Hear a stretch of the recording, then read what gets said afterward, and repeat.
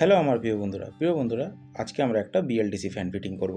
আর এটা শুধু BLDC fan নয়, এটা হলো ইনভার্টার টাইপ বিএলডিসি ফ্যান। হ্যাঁ প্রিয় বন্ধুরা, এটা হলো ইনভার্টার টাইপ বিএলডিসি ফ্যান।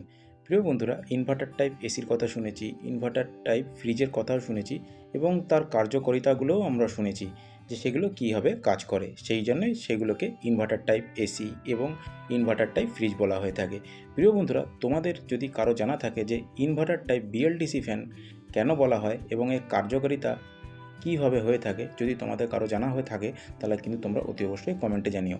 কেন তোমাদের যদি কমেন্টে জানাও তাহলে অনেকেই হয়তো দেখে যারা জানে না তারাও জানতে পারবে।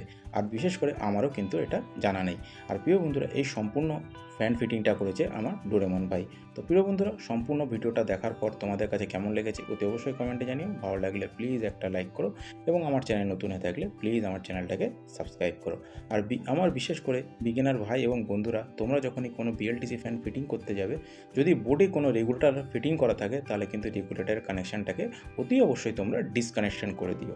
আর এখানে যেহেতু যে কোনো বিএলডিসি ফ্যানেরই কিন্তু রিমোট থাকে, তাই জোরে আসতে কিন্তু সেই রিমোটের দ্বারাই হয়। তো প্রিয় বন্ধুরা, এখানেই করছি শেষ। দেখা হচ্ছে তোমাদের সঙ্গে নেক্সট ভিডিওতে। ততক্ষণের জন্যে টাটা।